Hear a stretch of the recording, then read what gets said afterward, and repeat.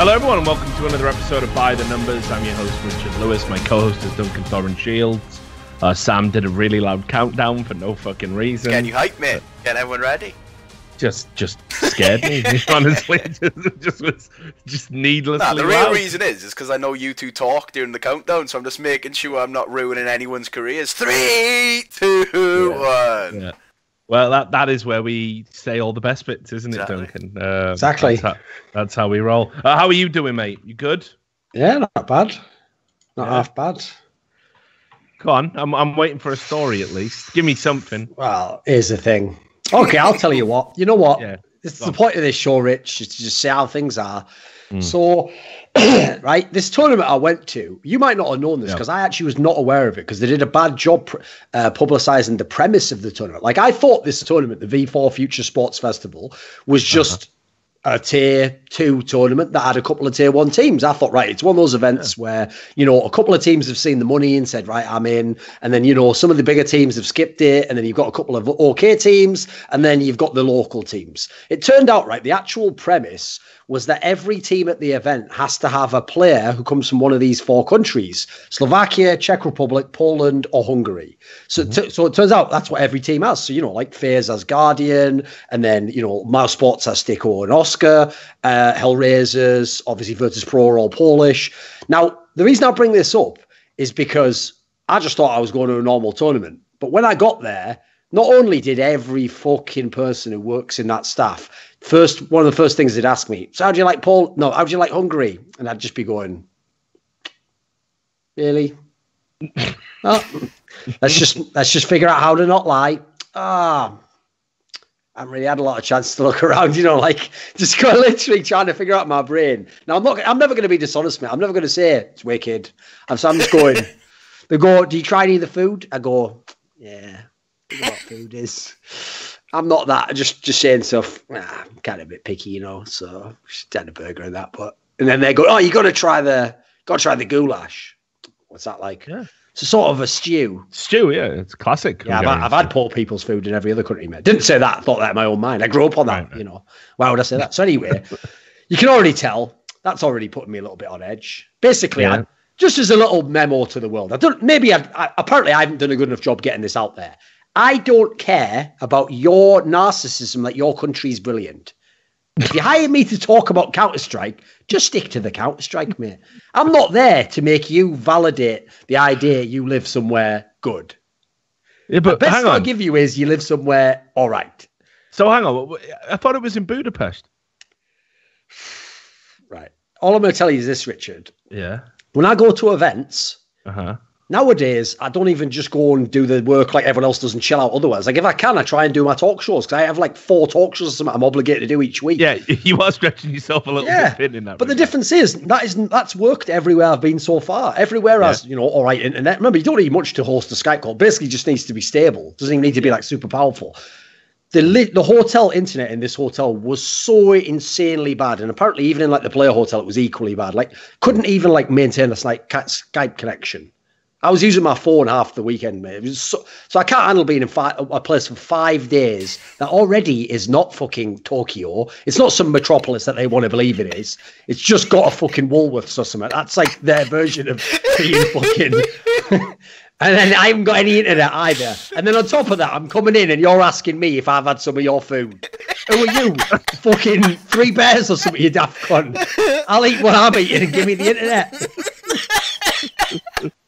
There we go. There we go. I'll tell you, I've been to Budapest. I've been to Budapest. I fucking loved it out there. I had a real Here's the good thing, time. Rich. It is I didn't go out there for the Doing internet. shows over it, No, but here's the thing. It definitely is better than like I mean, Ukraine, etc. Because like, put it this way, the standard of living's clearly higher, and it seemed all right. It's just that stuff like that triggers me, mate. You know what I'm like with my food, with the internet. Yes, I'm afraid I do. Lights in my eyes, all the classics. Yeah. There cannot be any loud, high-pitched noises. There cannot be lights in your eyes. There must be a selection of candy. You must have a sugar-free Rockstar at approximately 10 a.m. I have worked with you for so long that I know your conditions, you know. You've already just set me off there again, because one day, right, I came in. No bloody Rockstar. 7:30 a.m. call time. Oof. Oh, By the way, call time, not set your alarm for 7:30. So let's just get rid of those for a start off, please, in esports. Secondly, okay, fair enough. I'm here 7:30. Someone does the old bait and switch. They say, "Do you want us to get you some breakfast?" I go, "Yeah, sure. What have you got?" They go, "Oh, we're just going to get some pizzas." I go, "Yeah, that sounds all right, actually." When I left 4 hours later, there was no pizzas there. So now you're actually blocking me getting food because I think a pizza's coming. Are you trying to fuck with me? Do you want to end up like Poland? Because this is how you get like Poland, okay? Well, all you need to know is that I was doing my best. I was like fucking Buddhist monk out there. Just taking moments before I spoke. Good for you, though. Good. That shows personal growth. I was doing my best. Yeah, good for you. Because here's the thing, like I said, I'm not going to lie and just be like, yeah, it's wicked here, love it. Oh, fucking brilliant, you know. Come on, you've got to be real. Got to be real, haven't you? Like you say, every time I've been to Budapest, and I had a great time. So just putting that out. But I've never worked an event and never tried to do a talk show via Skype. So perhaps my views would be different if those things... We have different priorities. Yeah, exactly. We certainly do. So look, man. Well, do you want to talk about the event first off? I was going to do the news and then the event. Yeah, let's just cycle back again. I just have to get that out of my system. You know? No, all right. Well, okay. We'll get that out of your system and we'll do the news and then we'll come back to talking about Budapest, your favourite city. So, big story, I suppose, this week is Taco leaving SK Gaming. Crazy. Like, we all knew that there was something not quite right in SK Gaming. Yeah. We weren't quite sure how it was going to go. We suspected that there would be roster changes. But this is one of the greatest core lineups we've ever had in Counter-Strike, really, not just CSGO. Taco is a player who... It's incredible to think how shit he actually was at one point. Like, if you rewind in time, I think around about the time he was raging at Simple in FPL or whatever it was, Taco was actually awful. I mean, he was stupefyingly bad, didn't really seem to even be a basic role player or support player in that sense. And we went through various iterations, you know, at points he was the entry fragger, then he was like a support player. You know, he really showed his versatility and raised his level to be instrumental, actually, in the success that SK Gaming achieved. It's quite an amazing story in that regard. But just lately, obviously, we know SK Gaming haven't been firing on all cylinders, and I think Taco hasn't either. And the way it was framed, of course, was that, we need to make these changes, and Taco hasn't been enjoying it anymore, and Taco is going to graciously stand down. That triggered me already. Yeah, you know how these things are, Rich. Oh, of course, I know. There is no fucking... It's like the mutual breakup, isn't it? Oh, yeah, we were both going in different directions. In other words, you want to fuck other people, and you have no choice but to say yes. Yeah. It's the same scenario, isn't it? Yeah, exactly, and that's fine. I have no issue with it. I mean, I think you're absolutely on point. The idea that Taco just decided to benevolently step down because he wasn't enjoying it anymore, while simultaneously the organization were like, "Oh, he's a bloody legend. Look how great this guy is." Meanwhile, we are definitely replacing him, though. Like, it doesn't really line up, does it, with reality? Yeah, they actually said the same thing when Phelps left the team. Yeah. They claimed, the pressure was getting to him, so he actually asked to leave. Fuck off. And you just coincidentally wanted him out and had a player lined up who was going to be better and instantly were better the next tournament. Like, these are the sort of people where it's like, when the government's like, we bloody made a mistake, haven't we? We're all rich because of it, but fuck it, those mistakes. It's like, I don't believe you, unsurprisingly. Yeah. I think it's kind of interesting. So, I mean, first of all, I'll ask you for your thoughts on making that cut. Was he the guy to go, in your opinion? I mean, the problem you've got with SK Gaming is the roster is so fundamentally good. Obviously, Fallen can't go, coldzera can't go, Fur can't go. And Bolt's just joined. Like, there really isn't anywhere else you can go if you need to trim any fat. And unfortunately, I think Taco would have been bulletproof on almost any other roster. I mean, that's my assessment of it, at least. Yeah, exactly. No, I think that makes perfect sense. This is one of the problems you get to when you get to a level like this, where your cause had so much success, and as you say, everyone has their role set. I mean, like, you can't really rationalize your brain around how you're going to cut like Fur or something, can you? It doesn't really matter even if he has a dip in form. He can't do it. So, unfortunately, I think it had to be tackled just logically with who was left in the squad.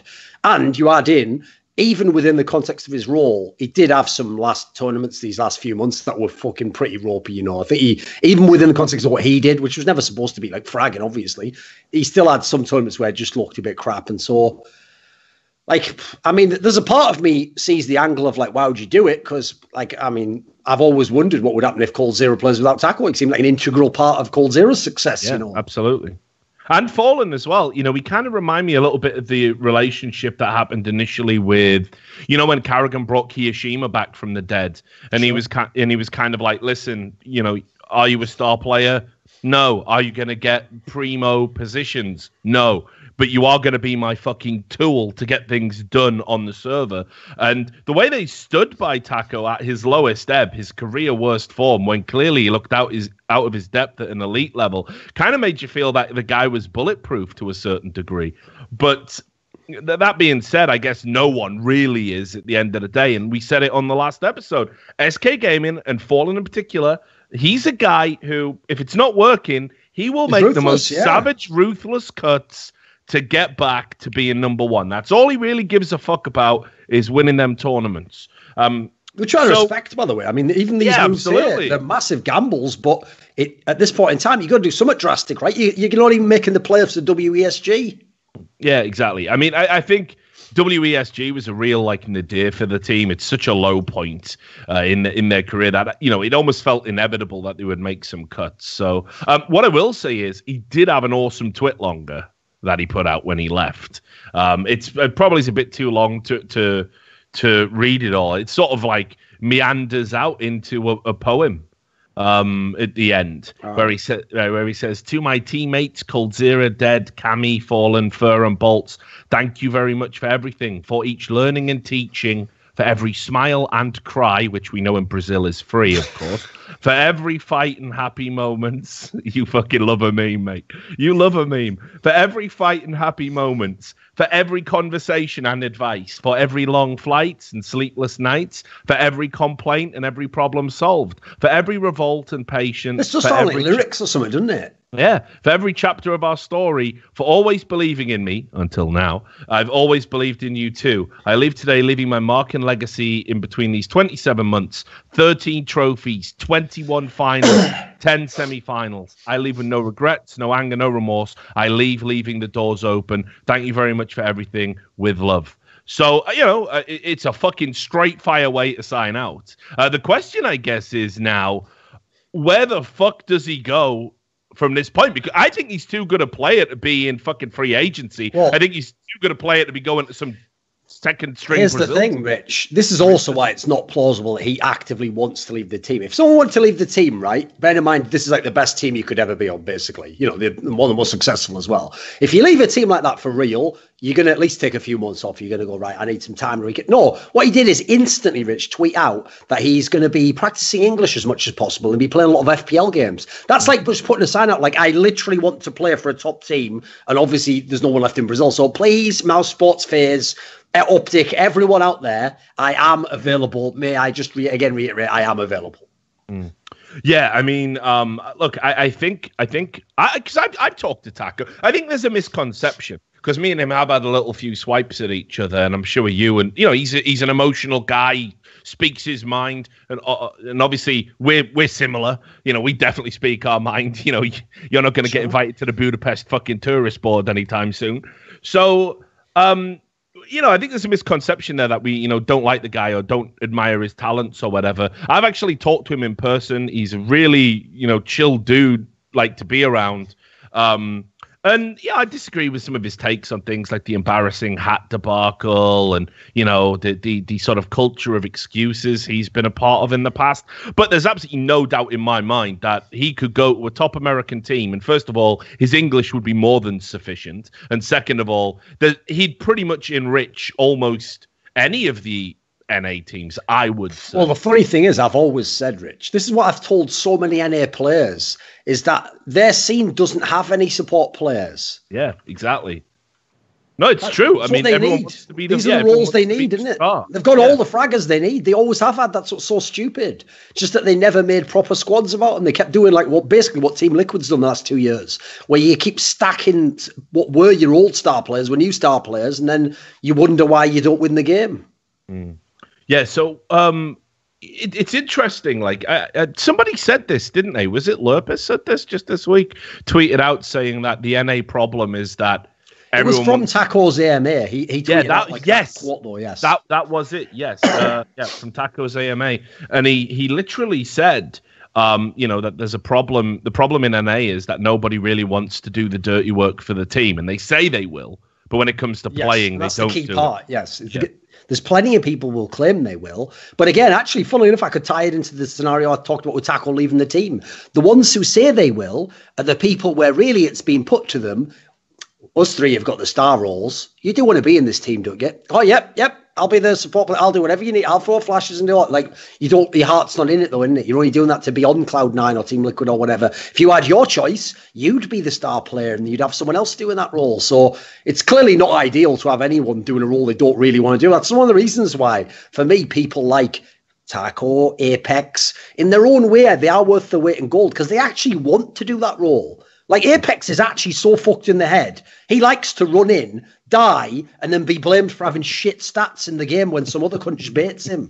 He actually likes that in a mad sense, you know. It's real, isn't it? I've seen lots of players sort of fall into that, and it's so fucking strange to me when they do that. They're like, well, I'm doing my job. This is great, you know.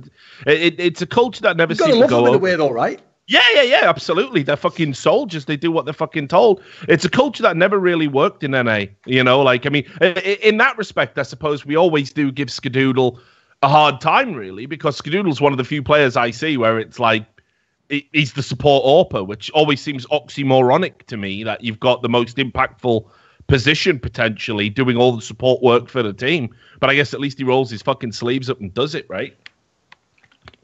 With mixed results. I see you smiling. So I have no idea where Taco's going to go. I think there'll definitely be offers, but it's going to be interesting. That one is wide open, and we've already had a bit of a silly season when it comes to transfers. Here's the sick thing, Rich. I'm not joking when I say this. People are going to think this is an outrageous statement. If I was a team like FaZe, I would actually consider getting Taco. Well, who would you replace? I'd kick like all off Maestro Smith, mate. The thing with that team is they've got all the stars. They're another team. I mean, they're the most extreme version. Like, they have players right now who on their own would be the fucking best player in the world, but they neutralize themselves by the fact they don't have a team. Like, they do an amazing job with it. Like, for me, Karrigan is... I love it that people are picking Karrigan as the guy to bash on, by the way. He's basically running the most best FPL team ever in real tournaments and making every semi-final ever. And calling all the strats on the fly. That's fucking amazing. No one can do that.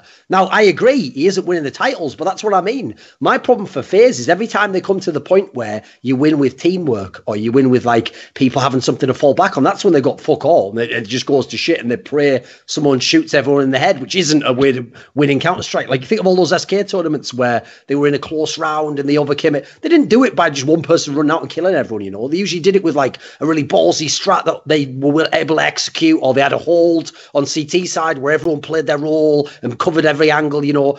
That's why, in a weird way, yeah, I agree, Taco's not a skilled player. But the difference is, I could see him making someone like a Nico even more effective, or bolstering that core so that when you have to fall back on something, you know what, he will run in first to let someone bait him, to get the opening kill, to trade, to get on the site. That's what I mean. Like, to me, I could see it as a missing piece. It'd be a big gamble, don't get me wrong, but it's the sort that, again, if I'm FaZe, who also is in a weird rut, I might do that move. Well, we're going to talk about FaZe a little bit later, obviously, when we get to the Budapest issue. So I'll cycle through this news quickly because I'm certainly intrigued by what happened out there in this continual issue that FaZe seems to be having. You'll remember as well, at the time we did the last show, there was a lot of talk about Simple and Flamey potentially going to SK Gaming. We were like, we couldn't believe it was going to happen. Then it started to get traction and be reported as if it was a matter of fact. You saw Nell and DK pick up that there were certainly advanced talks. Those talks fell through for reasons that I'm not quite sure what they would be. I don't know how you would get to the point where it's being leaked to the press. Simple's tweeting things like, yes. And you had just one word as if to say the rumors are true. He's a mad fucker, isn't he? But obviously you had the problems with WESG, so it looked like the talks were ongoing at that point. So everything came together nicely to make it look like it was actually genuine. By the way, think about how that changes now, how you think about that scenario. So both Simple and Flamey obviously play for different countries, Ukraine and Russia. Both coincidentally couldn't attend WASG because of personal reasons and being burned out, and then magically, immediately afterwards, tied with a move to a totally different org. Yeah. Fuck right off. Again, how many coincidences do you guys need? There's like a famous saying, right, that says a coincidence is what happens when you apply a bad theory. Yeah. So it was a strange one. And then I saw this interview with Simple, which I'll bring up with Sam here. Because keep in mind, we've joked about it on the show. You know, Simple signed that 2-year contract when he was saying, I don't know where my future lies. This team's clearly underperforming. It's always going to underperform in its current format. There's no way a team with Zeus and Edward is ever going to bother. They had their chance to win a tournament at Star Ladder. It's done now. That was it. That was it for 2018. You've got to get rid of one. And if we're saying Zeus is a tactical mastermind, of which I've seen little evidence, the Gambit anomaly notwithstanding, then then it's got to be Edwards. They cannot win a tournament with this roster, in my opinion. Maybe some scrub tier, small one, yes, but not a major tournament by any stretch of the imagination. But anyway, Simple did this interview saying now is not the time to leave. I mean, this is a player who's still under a pretty long fucking contract. And let me tell you when the time to leave is, when the org says you can, Simple. I mean, that's the first thing here. You literally fucking put the handcuffs on and said, yeah, lock him up. You won't do him too tight, will you? Up 2 years, agony, my arms, my wrists. Like, he literally fucking just did that to himself. I don't know why. I'm guessing he doesn't have an agent or representation, or that could never have happened. But he did this interview. It was more like a post on VK.com, I should say. And he said, it is not the time to leave with all the goals we have set. My journey is not finished yet. So again, everyone seems to be doing rhyming couplets this fucking podcast, right? So listen, this is more like a fucking Dr. Seuss, isn't it? Yeah, it's a bit more basic than tacos, I got to say. But he's younger, so anyway, look, he puts this post out there, and like the one thing I will say about Simple is I know how much the Na'Vi brand means to him. Like he grew up, like he always said, people who don't know this, Markelov was his personal hero growing up. Obviously, when they played alongside each other, that relationship didn't quite work out. They say you should never meet your idols, Duncan. But he said, I used to watch his demos all the time. He made me the player I am by like just observation. And to play for Na'Vi, this legendary brand that had the likes of Markelov play for it, is a big deal to me.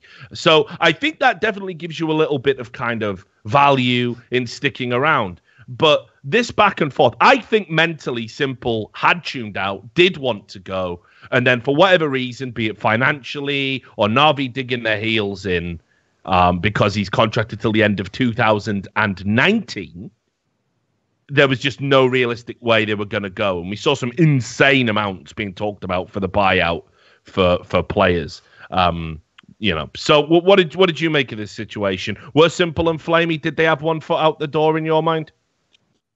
Based on what I know and then speculation, I think this was a done deal on all parts except the money. For me, Simple and Flamey definitely were done. Like the only reason, let's be real, the only way Flamey's involved in this equation is clearly Simple wanted him with him and didn't want to just be alone with all the Brazilian players and not have someone from his region with him, especially because presumably they'd have to live in NA. So it's a big risk to do it. But at least if you take someone with you that you have some sort of history with, if you've noticed, as a teammate, Flamey's a very quiet teammate. So I could see him being the one that Simple gets along with, he probably doesn't have any beef with him. But to me, yeah, he clearly wanted to go. Clearly, SK wanted him. If I had to guess, Na'Vi wanted too much money, or they couldn't agree on some element of the terms. By the way, whoever got that signature, it was late last year, if you remember. I think it was just before they got electronic. Whoever got him to sign for the 2 years there, you should be like fucking executive of the year or something. Because if you'd have fucked that up, you would have lost the best player in the world, and you would have nothing in your team right now. Absolutely nothing. Yeah. So here's where it gets interesting. I think, like you say, one foot out the door, sure, but there might be more to this. There might be a political element going on. Because, of course, we do remember that ES Force used to own the media rights for Na'Vi, as well as owning SK Gaming. For the small fee of $10 million. Yeah, for the small fee of $10 million, so definitely a reasonable amount of money to pay. So we know ES Force obviously owns this, like trifecta teams. Na'Vi was one of them, Virtus Pro's the other, SK Gaming's the other. And apparently, when Na'Vi went their own separate ways, because they're now owned by Zero Gravity Holdings, which is a holding group created by the manager Zero Gravity, pure unbridled narcissism. Just get me out of this fucking shell company hell. Yeah, no. Of course, they are now owned by A1 Abstractions LLC, coming out of Hong Kong. Like, help me.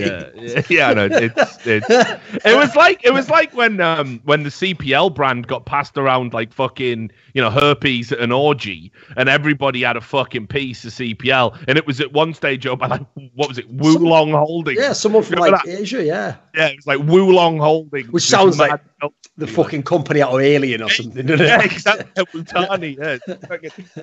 So ridiculous. Anyway, so yeah, shell company hell. Because I don't understand how the transfer got so advanced to the point where it literally looked like it was done. Yeah. It was being reported as being done, and then bang, and then all of a sudden, now, they're doing trials. So just some final thoughts about this one. Is it a missed opportunity for SK Gaming? I think it would have been an issue because it's like you say, if they are going to go and play under this MIBR brand, I don't understand where Flamey and Simple really fit into that vision. But whatever.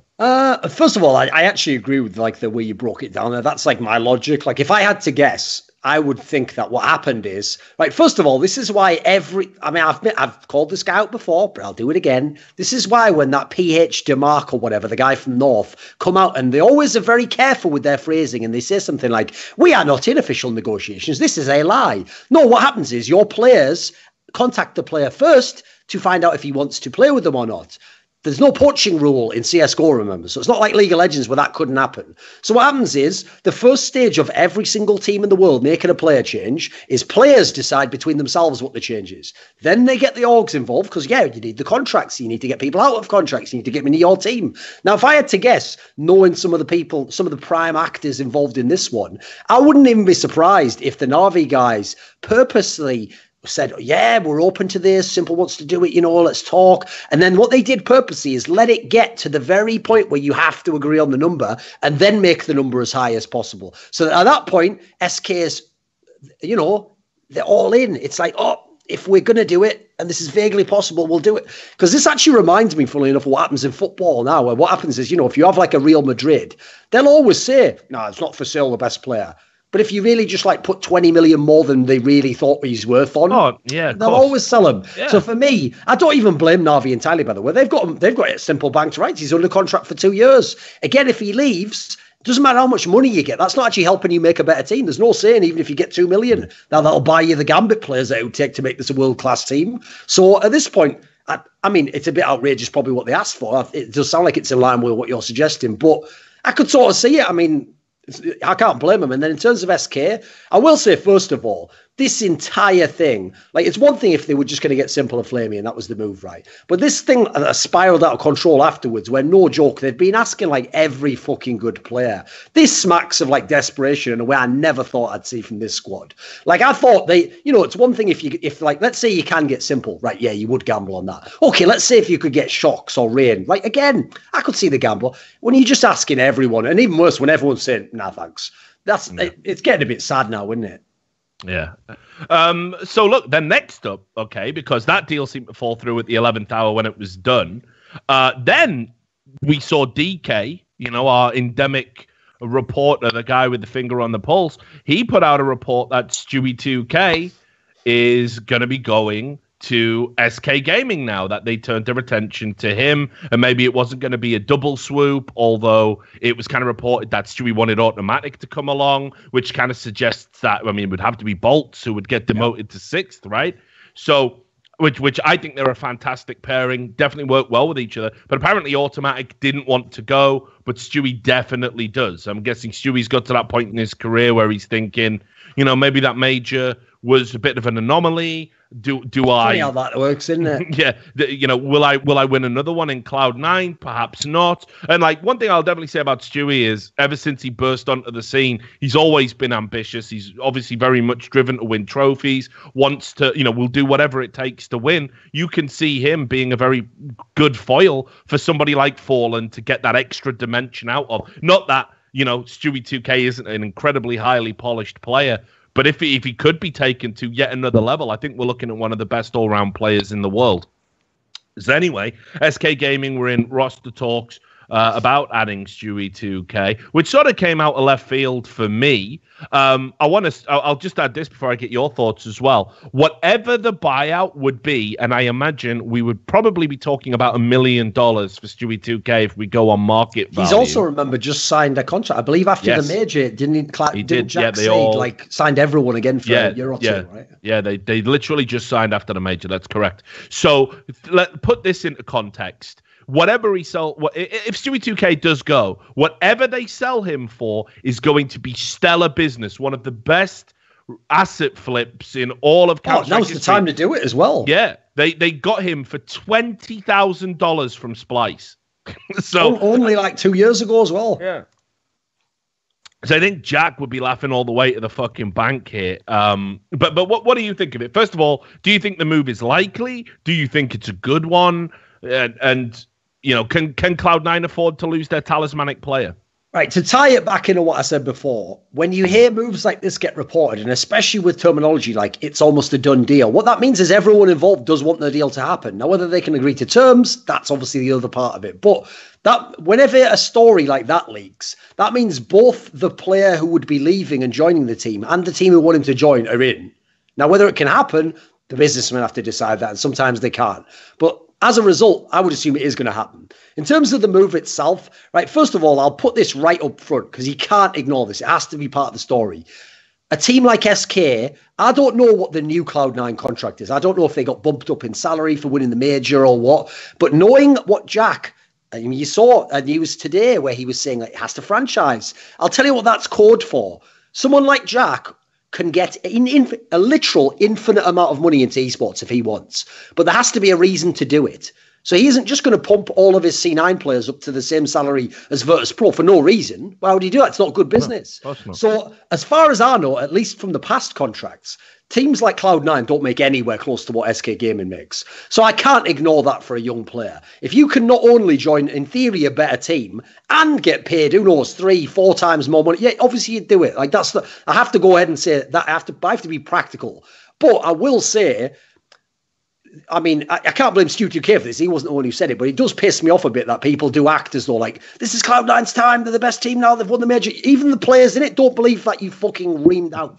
Like, even Mike in my interview didn't believe that, like, it's only you fans who believe that. What's funny is some players can be a bit stubborn on these things, but a lot of them actually have a fairly reasonable perception of where them and their team are in the world, And you saw when Cloud9 had these results recently, right? Here's the difference. They're having results where they get 5th, 8th, and they don't talk about splitting the whole team up like a FaZe or an SK would if they get that sort of point, because they understand that's like just one level below where you'd expect. Semis is about what you expect from them at the moment. So I think it's a pretty realistic move all around. Whether it would work, that's a tough one to know because Stu 2K is clearly a talented player.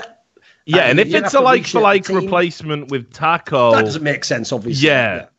So as you've seen, if you were going to get simple anyway, I think you've already committed to the idea that the old core didn't work and it's trying to reformulate. I mean, funnily enough, I think all these moves, by the way, first of all, removing Taco, which was clearly like a key part of coldzera's game, and adding other star players, you're almost saying this isn't a coldzera team anymore. He's going to be one of the star players. Maybe he's going to be like Rain is in FaZe, he can have tournaments, he's sick, but maybe it's going to be a different look, SK, which I think would be cool. It's a big gamble, but you got to do something at this point in time. There was something wrong with that core, I'm afraid. Yeah, definitely. And this just coming in sort of adds weight to the Stewie 2K report. Obviously, DK literally just posted some red hot fire while we were on air, and we do this show fucking live, so we're going to address it. Okay. His sources say that Taco is likely to replace Stewie 2K. So Stewie 2K goes to SK, okay. Taco comes the other direction. As a make weight. So this is an interesting deal in and of itself.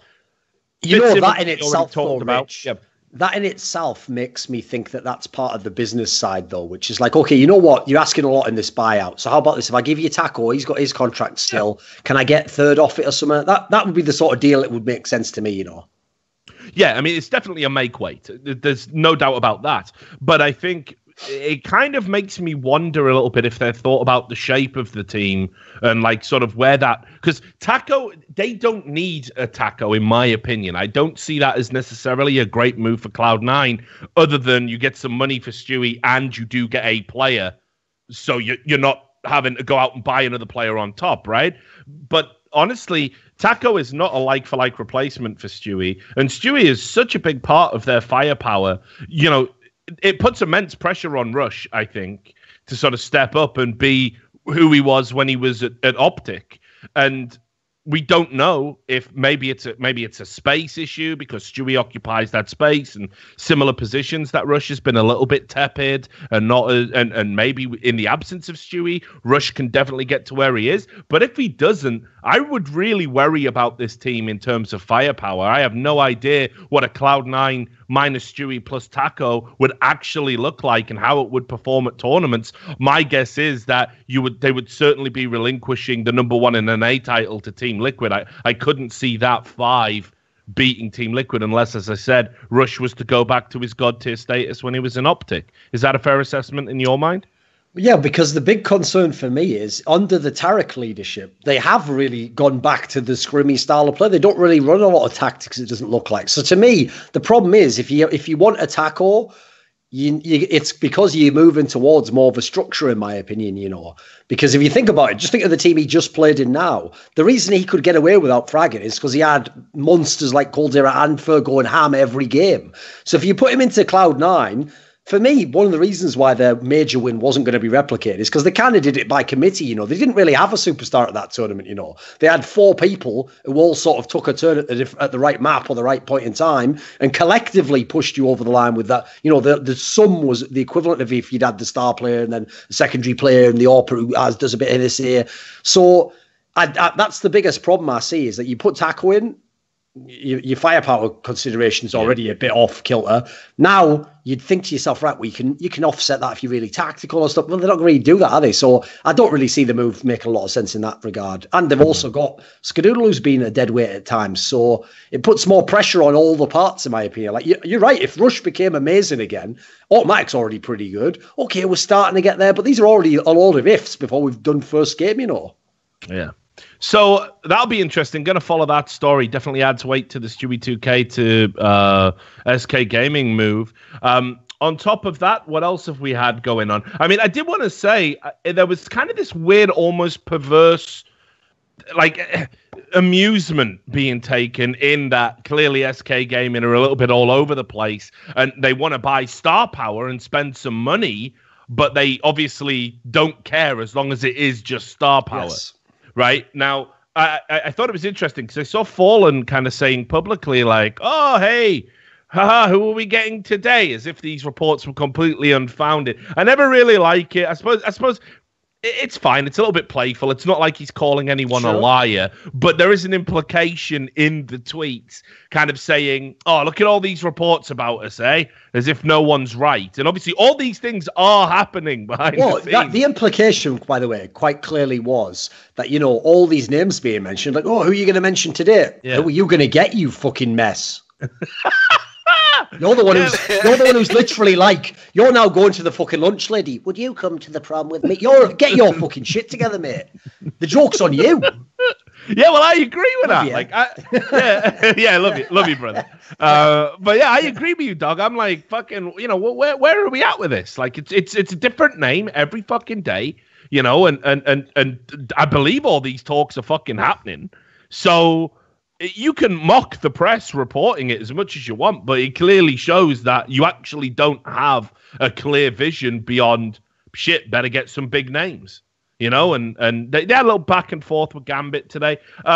You know, by the way, what's rich about that as well? Here's the thing. From what we said earlier in the episode, this is totally in keeping with what Fallen's done in his career. Like he knows they need some drastic change, probably big firepower to change the squad, make them world best again. Okay, I'm on board with that. But that's not the way they've ever sold it. They've always sold it as like, oh, we're so proud of bringing Brazilian. There was even a comment I saw today where apparently like their manager had claimed, oh, there's a dozen Coldzeiras out there in Brazil just grinding. Just pick one up then, mate. It sounds like they'll be free. Just get yourself another Coldzera. What's that? You literally are not interested in anyone else Brazilian. Sound? Yeah. Well, so I mean, a lot of people took the "I'm a pet" tweet seriously about KNG. That was so obvious. This is the thing, Rich. I've told you this before. I've never seen if there's like a study on this, but there's got to be some sort of correlation between like humor and intelligence, because the thickest fucks can never tell when someone's joking. Mm. It's mad, isn't it? Like, there's simply no way on God's green earth, because, again, think about it, right? It's SK Gaming isn't really SK Gaming. We all know it. It's going to be a Noah Winston-controlled project very soon. Noah's in Brazil right now doing fucking interviews with the press, and the Immortals Twitter feed just tweeted out their jerseys in Brazil's colours. Get with the fucking times. So you tell me why the fucking CEO who originally cut KNG for not meeting the values of the organisation and go, fucking hell, well, we're desperate for talent again. I'll just bring back that fucking guy that I kicked and caused a big drama about, and no one will call me out on that bullshit. That could never backfire. There's no fucking way. So clearly that was a fucking joke. But yeah, I agree with your point. I think what Fallen is saying is, right now, there isn't anyone in Brazil that meets the SK Gaming standard. And that's pretty damning, actually. It is, isn't it? When it comes from Fallen, because Fallen's the guy who took a chance on the likes of fucking Taco and guys like that to bring them in. Made some harsh cuts again, as he's known for doing. So it's very interesting that Fallen feels the need to kind of look further afield. Anyway, you know what my theory on that would be, though? I've got a quick theory craft. This is nothing I know anything about. It's not based on any private information. But the reason why that move's so bizarre, though, because yes, he's done the moves before that with the harsh cuts, but this smacks of desperation more than just him. Like, I don't think, because here's the thing: from the outside, you think, right, it's just because they've had such a bad year so far, they want to get back to number one instantly. They don't want to wait. They don't want to build and have to work with. No, if I had to guess, I actually reckon that all the bad things that have happened in this team mean it was close to fracturing, and they were going to lose a Fur or a Coldzera, and one of these guys either was going to leave or maybe just quit entirely. I mean, think of how many times you've heard that Fur's like, I don't play the game for fun, I just play when it's officials. They've even told, as Taco said that in the AMA, that after Star Series in 2017, they thought about splitting the team up. So we know there've been times in the past where basically winning is what has held them together, and when it doesn't look like they can win anymore, people start to sort of move apart from each other. So this sort of move from Fallen, which seems uncharacteristically desperate to me, suggests it's like, unless you can sort of make the blockbuster trade that keeps everyone here now, someone will be out the door. Yeah. So interesting times. I'm sure we've got some more big announcements to come. We all know teams like to wait until Wednesday to fuck with everyone, because straight fire by the numbers. It's mad, isn't it? How many times that's happened? Yeah, I know. It's going to happen again. Little rats. Yeah, as sure as Swedes triggering Turkish fans by using auto snipers. Shout out to Godsent, by the way. So look, let's talk about one. Oh, you mean the new one? Yeah, the one. Yeah. That's good. Everyone should do it. I told you, on the show, everyone do it. Yeah, every time you're playing Space Soldiers from now on, pros, get those auto snipers out, start banging fucking heads off, and drive those Turkish fans nuts. Sometimes the only way to teach people a lesson is to put them in a hell of their own creation and make it last. Please, no, till they're sick of the sight of auto snipers. That's it. They'll never say anything again after that. But anyway. Let's talk about Budapest and what went on. So I was like you, dude. I was like, thank God for that. We got a little break, just got some online CS in the background. There's no tournaments happening. Then I woke up one day and it was just like fucking Anders and Moses going, yeah, we're here at the fucking, we're calling out from the future or whatever the fuck it was called. I was like, I didn't even know this fucking tournament was happening, honestly. Do you want to know what's mad? A lot of people didn't notice this. This tournament had a prize pool of $617,000. Last place wins you 25,000 euros. First place, 200,000 euros. Where? I mean, it was intimated that this is in some way tied to political concerns, like maybe some of this is government money or something, because it's apparently like an election year there. I know they actually had some sort of political speech at the tournament itself. I didn't listen, obviously it was in English, so would have been no point. And I was off fucking not refreshing the internet and going, what time's my flight again? I love it as well. And now a luminary from the Hungarian government here to talk to all of our esports. Mate, can you get the fucking internet working? How the fuck am I supposed to play games? Can't even open Skype. Right. 2 words for you, brother. Broadband. I'm going to say broadband. So anyway, let's talk about the tournament, because it was like you say, it was kind of a tier 2 tournament, but then there was some very much tier 1 teams that went in attendance, and there was some interesting sort of storylines that came out of this tournament. And I suppose we'll talk about Virtus Pro to begin with. Now, for a change, we're going to talk about Virtus Pro, and it's not doom and gloom. It's not all doom and gloom, at least. They made the finals. They made the finals of a tournament, and sure, there weren't a lot of good teams to beat there. But when I saw them in a group with fucking Extatus and XCOM, I was like, well, which one of them is going to fucking wreck Virtus Pro and take their position? Because that's how fucking bad Virtus Pro are at the moment. They lost the map to one of them, mate. Yeah, I know, right? I was like, yeah, well, here we go again. I was watching, it was on at like 4 or 5 o'clock, so I was like just in fucking bed with the laptop on my chest, like only half taking it in. But here's what I'll say about Virtus Pro. We'll just talk about their tournament run in general, making it to the finals. They took a map off Mouse Sport. You got to say, on this evidence, the premise that players like Mihu and these second string Polish players would never be ready and could never step up looks like really faulty fucking wisdom, because Mihu was undoubtedly, I mean, again, I know traditionally we give MVPs to a player who plays on the team that wins the whole tournament. There is no doubt for me, Mihu's individual level of performance elevated the whole of Virtus Pro. He pretty much single-handedly got them to where they were. He beasted FaZe, looked like the star player on that server more than anyone. And keep in mind, that first map was on Cash, FaZe's best map, 16-14, a narrow win. Mihu mattered. So, I don't think the problems are over for Virtus Pro. Neo won a lot of 1v1s, but statistically was poor, so I don't really know how to assess his performance. Snax just still continues to look like a shadow of himself, ultimately, when challenged by top-tier opposition. But Mihu looked very, very good, and this is the best Virtus Pro I've looked in a long time. Bialy was back to doing Bialy things. Pasha had a good tournament, despite being a little bit under the weather. So, what did you make of it all for Virtus Pro? Have they actually turned a corner, or is this just one of those, it flatters to deceive? Right. The depressing thing about this is that it's one of those scenarios where even in this run, which is obviously like one of the best runs they've had in a while, there was the seeds of absolute despair and destruction. Because, as I said, they lost to the Extatus team on a map. And then against the other Polish team, XCOM, they were actually in position on one of their maps to just fucking lose another map, which I think would have put them in position to potentially not make the playoffs. So they were looking in real bad shape at one point in time. But when they played Mouse Sports, they got absolutely rinsed on Nuke. They got 16-1'd. And so all these factors combined, and by the way, this is all with Mihu going completely ham, just entry fragging like an absolute monster.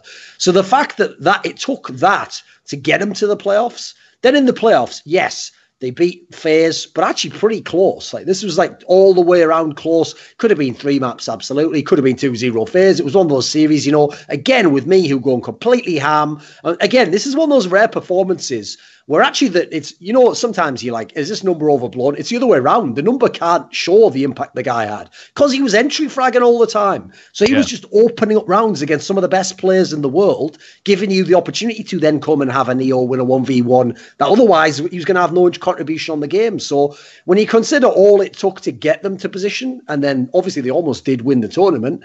Okay, on one level, you want to go, cool, this is a new player. But to me, that's what's worrying. If it takes like a career best performance from Miho to do that, I can't really buy it's going to happen more often. With that said, though, the upside is this. First of all, they almost did win the tournament. And secondly, this is the really key part. You now know one part of the team that absolutely works. You know that right now, the future of Virtus Pro involves Miho being your entry fragger and being really good. So go about figuring out what other parts you need to fix to make that still work, but improve some other area. Because I still think they're like one player away from actually being a legit good team. And I'm still not sure which one it is. I'll give you a fair play on that one. It's tough to riddle out who you should kick. It's a tough one. But this part's fixed now. We've got something you haven't had in a long time. So let's work on the other part, I say. Yeah, well, I mean, I saw that you put a tweet out today, and obviously I know we don't like to spend all of the show talking about things we tweeted because you can just go look at our Twitter, but you were talking about the Snacks situation. So I don't know, for the benefit of the podcast, if there's something you want to clarify with that. Oh, I'll tell you the basic story. So what happened was, at the tournament, when we were doing one of the group stage games, I think it might actually have been XCOM against Virtus Pro. No, it was X-Status against Virtus Pro, which is actually the first match I did at the tournament.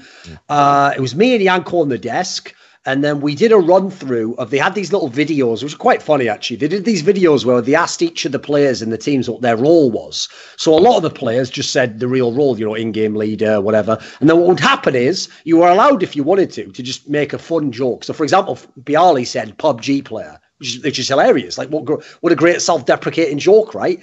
Whereas Snacks, what he said was, again, also as a joke, and it was vaguely funny, he said Ronaldinho of CS, right?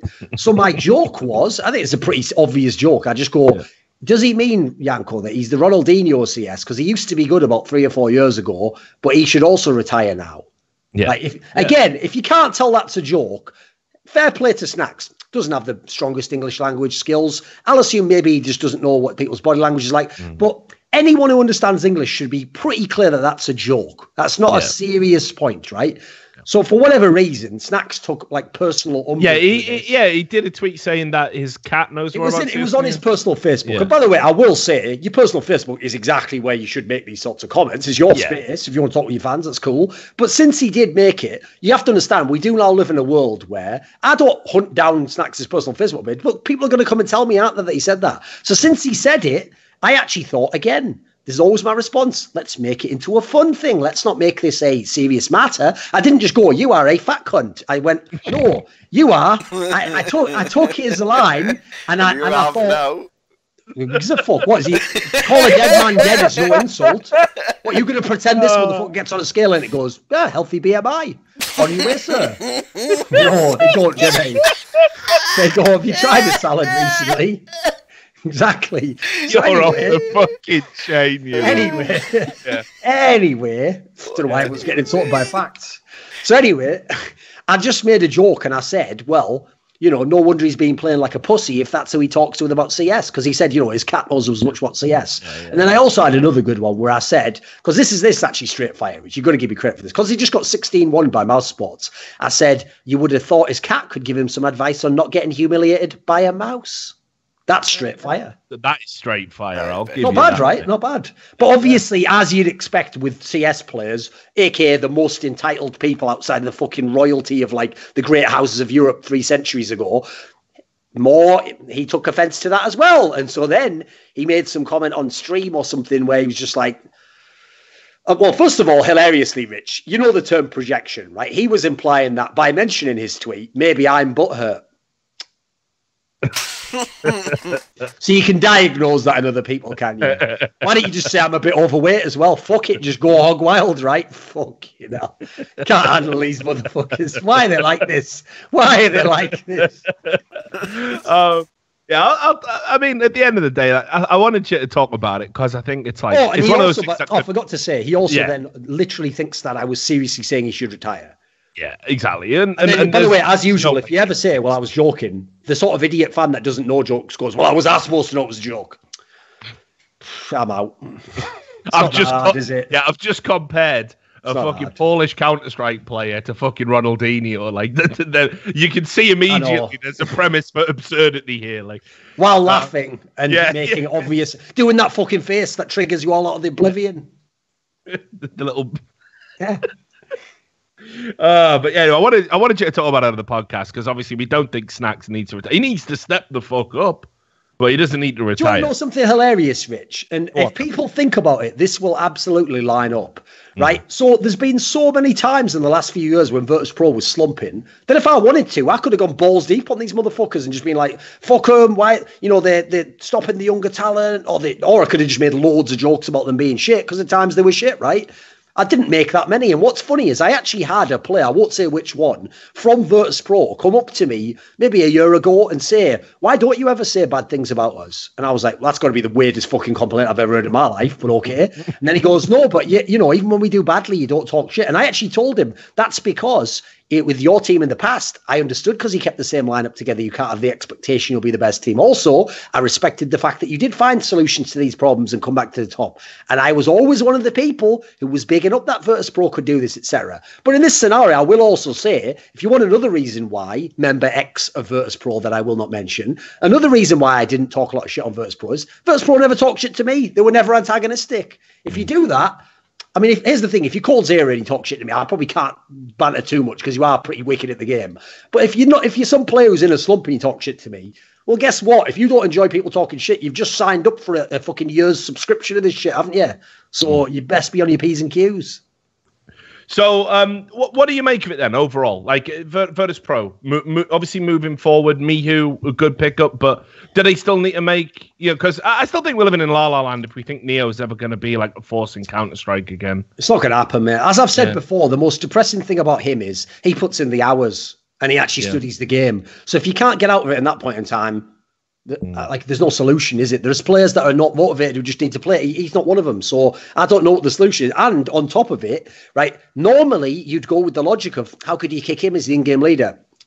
He's not exactly killing it at that role, is he? Come on, be real. So I even think at this point, problem is, I will say this, I don't know the Polish scene in terms of in-game leaders. Like, I believe the guy who's in that AGO team is who people say is like a decent in-game leader, fairly new guy. I'll see if I can find who it is. Sure. People said that like he's someone. See, it says here Furlan, but I don't think that's who it is. I think it's maybe the guy called like TOAO. I think it's maybe him. But whoever, yes, it says he's the in-game leader here. So maybe you take a chance on someone like him, because to me, as I said, who's already shown he's got fucking mustard, and if anything, hasn't that proven the formula that you take? Because by the way, he used to go to tier 2 lands and he didn't just dominate, but you put him in a really good team or players who have been really good, and maybe you can elevate him. So I'd be gambling on younger talent personally. Okay, so let's talk about the other sort of big storyline, which is obviously linked to Virtus Pro.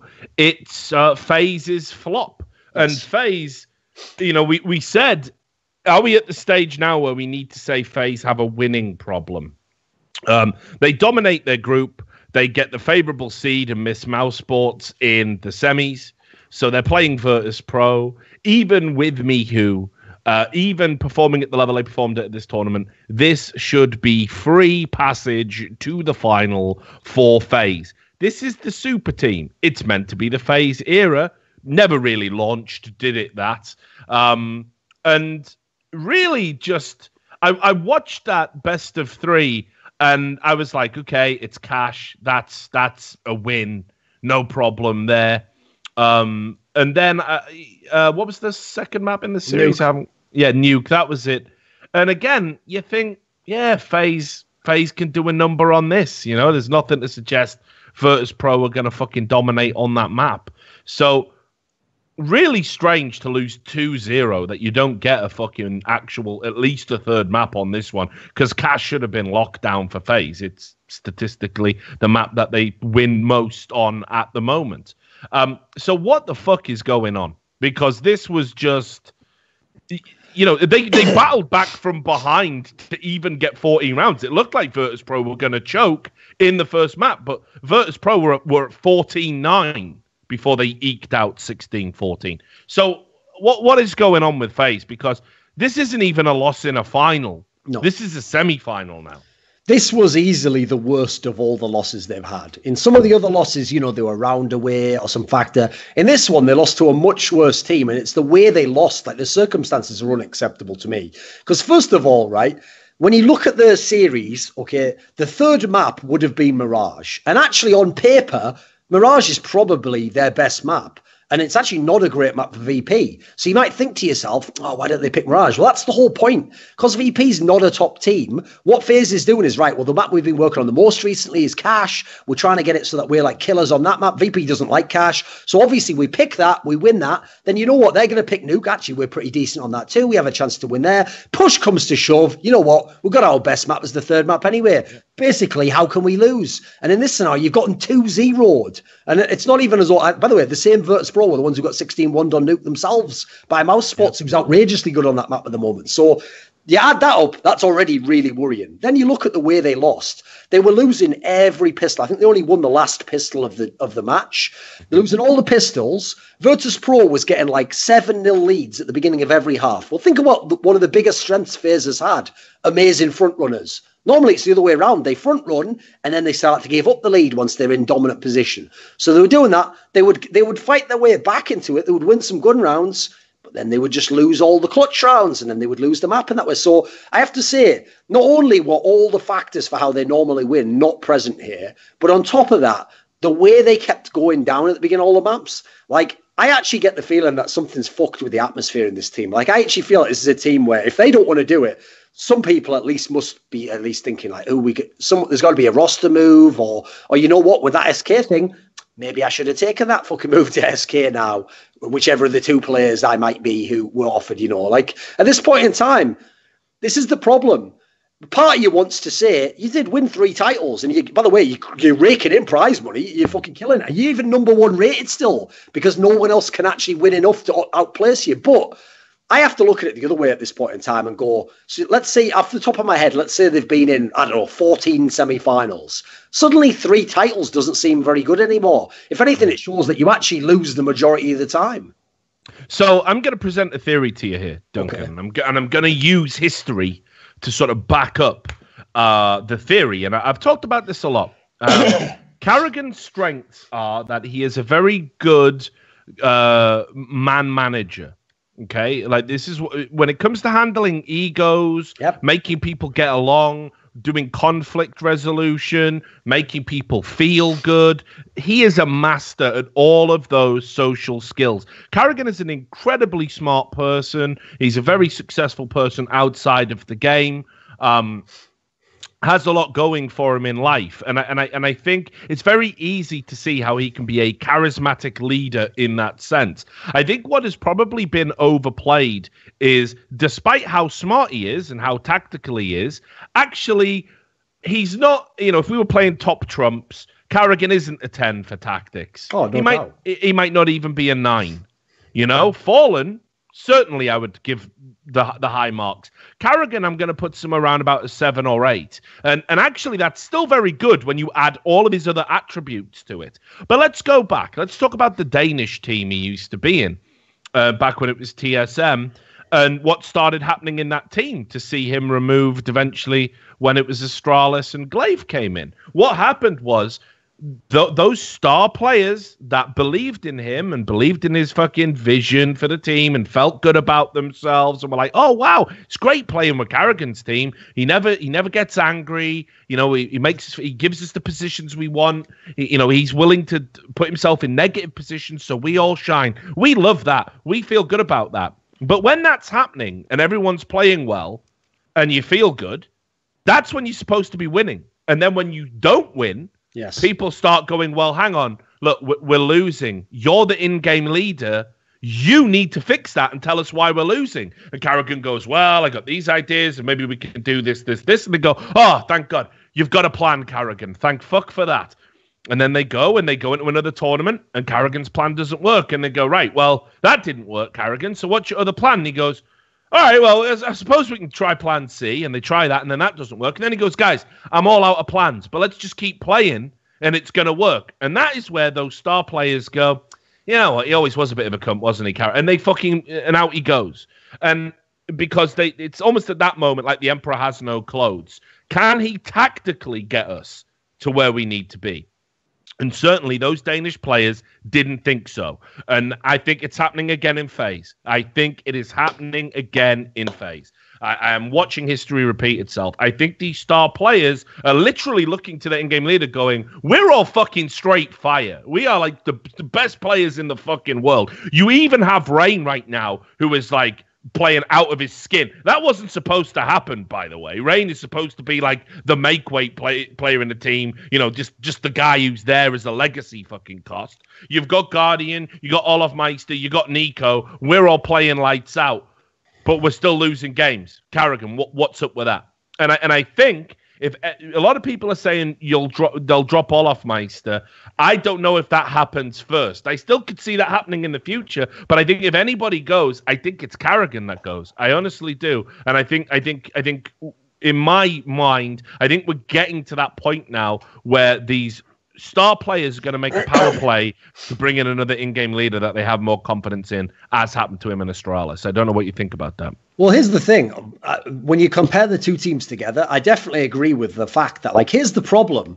This actually happens, obviously in sports. It's what you call a player's coach. It's someone who goes, I understand you guys. I know what you want. Guess what? That is fucking music to a star player's ears. Yep. So what happens is all these players come along, get into a Karrigan team, and they go, oh, fucking hell, he gets me. It's not like all those other guys telling me, you know, I had to play more restrained, or I had to follow after the flashback.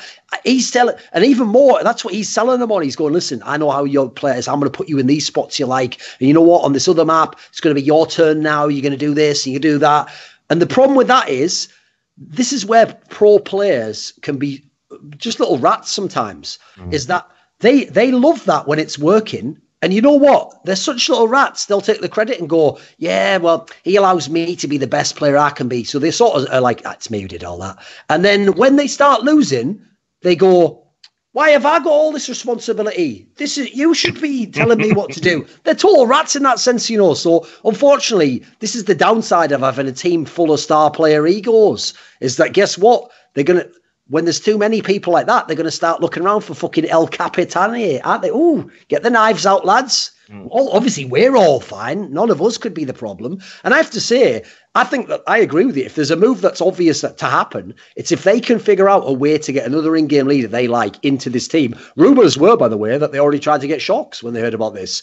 So if they can get another in-game leader, I could see them doing it. But I'll tell you this, I'll make a bold prediction. If they keep the same 4 players, but bring in any other in-game leader, I think they'll be worse. I think it'll be a worse team, because the difference is they might think they want a tactical team. Which one of you wants to be the guy who waits, runs in blind, and then trusts that someone trades off for him and doesn't get a kill in that round? Which one of you wants to do that, by the way? I don't think many do. I mean, well, here's what's hilarious, Rich. When they did that little video I've referred to with Virtus Pro, where you say your role, each of them said their role, right? Do you want to know what's hilarious? Like, so they got to Nico. Nico goes, Lurker. They got to a bunch of them, right? They got to, like, Olaf Meister. Olaf Meister also said he was a Lurker. Like, when they were running through the teams, I was going, where's the entry fraggers? But wait a minute, you both think you're the Lurker. But and Karrigan's in the team. We know he's not going first, so how's that work then? I think you've just solved the fucking problem right there, haven't I? Well, I mean, so this is the other issue. I heard the Shocks rumors as well, and I didn't know how much credence to give them, because, I mean, I haven't heard that it's like it definitely can happen. Yeah. It's the sort of thing that you hear passed around you. Yeah, it got passed around that they were, you know, or the players were interested in maybe exploring the option, shall we say. He was very toned down language. But again, if we're doing the top trumps analogy, if someone like Fallen is like a fucking 9 or a 10 for tactics, and someone like Karrigan is a 7 or 8, I don't know where the fuck I put Shocks on that fucking 5. Scale. Mate, that's so generous. It's that is the most generous I have ever seen you be, motherfucker. That is so. He's a fucking 3. Oh, man. By the way, here's the thing to say as well. Yeah. In line with the Virtus Pro argument, I'm not buying that it's only Karrigan that's the problem here. Come on, guys. Like, there's a lot of players in the world who are full of shit. Like, listen, Nico, I saw you playing with Dennis and Spiddy in hard carrying all these games. Where are you at, mate? Like, there's games where you're just pieced out. Now, I know that there is a psychological component in a team where when you know there are other people who can do it, you don't have the same laser focus. The sick thing about being a simple in Navi now or Nico in the old mouse spots is because you sort of know you have to go off to win the game. In a mad way, it makes you have like fucking one-pointed awareness, like, well, I can't do anything wrong, I've got to be on. Whereas what's mad is when you know you got a load of talent around you, in a weird way, you do kind of feel like, I'm just not feeling it this game. And you actually think that you might still win the game. But with all that said, I don't buy that, like, you know, the only problem here is Carrigan and everyone else is nailing it. I wouldn't claim to know where the issue is because it's another one of those nightmare rosters where it's like everyone can justify their spot. But something's not working, is it? Yeah. But I'm at a loss to explain what it could be. But like, here's what I do know as well. We've talked about brutal cuts and stuff. FaZe, I can't see the organization standing by and kind of allowing this. This is an organization that when they got into CSGO, they were like, look, we just want popular players. That's fine. They picked up the side that was at King Win. G2, sorry, my bad. And they were like, listen, we've got all these popular players now. And the team didn't really work. And it overpunched at Cluj-Napoca. But then they started replacing the bits. And every time they replaced bits, they fucking spent big. And they've continually done that. And they put together this all-star team. And this is when, like, trophies should just be so easy to come by, especially one like this. Like, can you imagine at the start of the year saying there is going to be a tournament with this amount of prize money and all FaZe have to do to win it is beat two unknowns in the groups, then Virtus Pro, 2018 Virtus Pro, and then Mousesports. That's it. That's all you have to do to win a trophy. And they can't do it. And they don't even get to the final. There is something fundamentally wrong with that, and I'm not smart enough to fucking figure out what it is.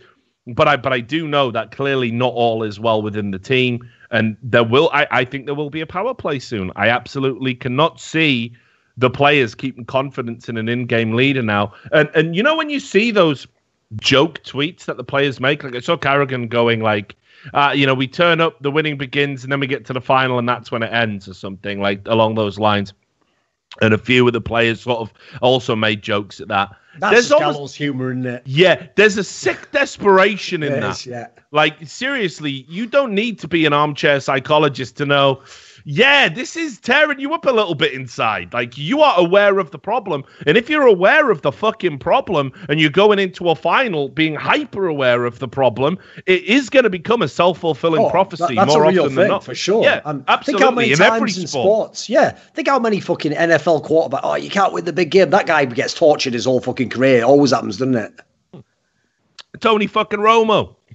Do you know what I mean? Like, the first couple of times it happens, people go, can he get it done on the big day? And then you get all the Colin Cowherds and the fucking Skip Baylesses and the Stephen Smiths and all the other motherfuckers just asking the questions like what we do on this podcast.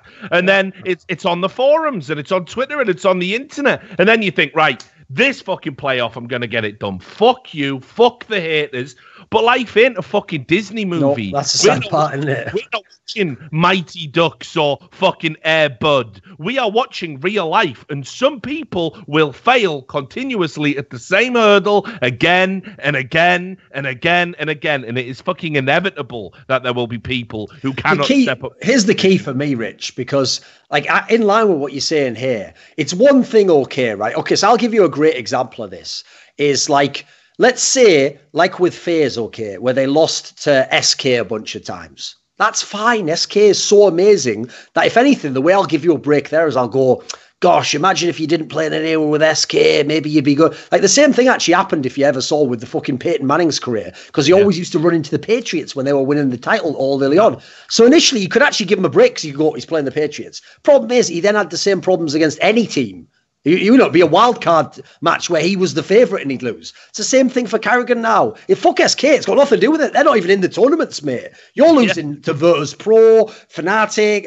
At this point, it's like, who wouldn't you lose to if you got to the final? You have to start asking that question, right? Yeah, exactly. And like I say, once that, like, when it starts to become a reality instead of just a joke, like, you know, I talked to Carrigan, like, he's a cool dude, and he said, like, sometimes you just know it isn't gonna happen, and I almost admire that. At times, it's a way to shrug off a loss, and you can say to the players, it just wasn't our day, was it? Today, don't worry about it. We'll get them next time. But then it's fucking crucial you do get them next time, or it becomes this mad cursed cycle where it just wasn't. Well, when the fuck are we gonna have a day? No joke. I'm not exaggerating here because I realize everyone will think you can. Like, people do this analysis. I do it myself sometimes. The problem is you take too robotic a view. Like, you take every match as if it was in isolation. No, every single match actually informs the match that comes after it in history. So no joke. If the guys from FaZe win that one round at the major where they run into the B site and Stewie 2K kills 3 people with the orb, if they win that one round and win the game, I think they might have just gotten over all this. They'd have had a major under their belt. You know what? At that point in time, when they get into a tough situation, they think, hey, remember that time we were in the major, we came through in the tough situation? We don't have a problem with choking. That one thing could have turned it all around. That's the way psychological stuff works. But unfortunately, now we've just compounded all these losses. So now even the ones in the team, I mean, by the way, this happened in the fucking old Astralis team. I've told you the story before. Device used to literally get triggered that I would say he choked, right? I mean, like, it's not true. Like, you know, I played all right still. And, you know, besides, I'm not the only star player in this team and other people are supposed to. And I would say, listen, you're right on all that stuff if you want to just be a good player. But if you want to be the best player ever, you have to understand you can do things in this team other people can't do. It's not good enough for you to have an okay game. Guess what? If you fail 5 times in a row, eventually you have to ask yourself, is there something about me that I'm not doing right? And what's funny is it's only, funnily enough, when he actually started to get over it, when he would finally be like, you know what, I guess there was something to that. Like, I did have to work on psychological stuff. And so unfortunately, it takes some players a long time to actually just sort of admit it to themselves. Because obviously you don't want to. It's basically your worst fear come true. Because the last thing any fucking man wants to say is sort of, yeah, guess what? I psychologically beat myself every time. That, unfortunately, in our culture, it sounds like you're a loser if you say that, you know, Wes. These are obviously amazing players, some of the best we've ever had. It's like I said, I think I said this to you on a past episode. You think of players like Guardian and fucking all of my, these players were so clutch in their old teams, even there after these problems, because there's something about the atmosphere of the team that seeps out into everyone. Well, I think it's interesting you bring that up, actually, because one of the prescribed wisdoms on Reddit, which we know is actually... Well, listen, it's the place. If you want informed discussion... Yeah. About Counter-Strike, obviously you go to Reddit. I mean, look, I'm not going to sit here and be silly and say you go to HLTV because you definitely don't do that. But you know, Reddit has some geniuses that post over there, and the prescribed wisdom of what FaZe need is they need a sports psychologist, Duncan. That's all they need. You know what I love about that, by the way? Yeah, go on. Right, who's the most famous sports psychologist in CS:GO? Are we going to say who I think we are? She works for Astralis, right? Finnish one. Yeah. Astralis been losing a lot of fucking semis and finals. Mm-hmm. Also, right, remember when we were just talking about Tony Romo, Peyton Manning? Mm-hmm. Apparently they weren't aware sports psychologists exist. But you know the sports world's never found them. You know the term sports psychology. If it worked every time, these fuckers would have bought one, wouldn't they? If I have a $100 million quarterback, you think I'm not having someone sit down with him and go, did anyone ever touch your dick when you were 7? Like, I'm obviously doing something harder to get this cunt to try and win. The point with that is, I once heard it described, right, that like with Freudian psychoanalysis, it's not that it doesn't work, right? And it's not that it works. Someone once did a study and they found that it works. 33% of the people get better, 33% of the people get worse, and 33% of the people stay the same. So the point there, right, is not that Freudian psychology does or doesn't work. It's that you've got to find out if you're the 33% that it works, or if it does, go hog wild. If it doesn't, try something else. If you're in the middle, you're gambling. So it's like that with sports psychology. Like, I always think this, even if it works on one player in the team, doesn't mean it works on the other people. Everyone's different, you know. So that is, I see what they're doing there, right? Obviously, it's something to look into. I have to say, I don't know if FaZe has ever done it, but the idea that it's some panacea is such a ludicrous concept. Yeah, I've said this a bunch, and it's like you say, if it worked for everybody, then it would just be mandatory. It'd be the worst kept secret in the world, wouldn't it? Yeah, and the Astralis sports psychologist, her name's Mia Stelberg. So I just quickly looked that up. I didn't know it off the top of my head. Shame on me, but credit where it's due. But look, so let's talk about this fucking sports psychology thing. I've got to say, I do think there's a lot of certainly in esports at least, there is a snake oil-like quality to how it is peddled. How, like you say, it is a panacea for all ills. Oh, I know what you mean. You thought I was going to say Weldon, right? Yeah. Because here's the thing, by the way, as a very quick aside, perfect analogy. Because here's the thing that Weldon did, right? Is he was the sports psychologist for every motherfucking team in the world, and by being the sports psychologist for every motherfucking team in the world, everyone just mentions the ones he was on that were really good, and all the ones that did shit and didn't do anything and didn't stay out of the bottom of the league, everyone just doesn't know that he was the sports psychologist for those teams. It's almost like he fucking did a fair play to him. He killed it with marketing, obviously, didn't he? Yeah, I mean, what I will say is, like, I was immediately dubious of his qualities as a sports psychologist, because sure, he has all the qualifications. He studied. Yeah. Well, actually, he doesn't have the qualifications. He always says he's a sports psychology trainer. Even he says that. Yeah. So he's not actually a sports psychologist. He's a sports psychology trainer. I must be clear about that. But you know, he's been to university and studied things. So that, so there's that. Loads of people in the world. Yeah.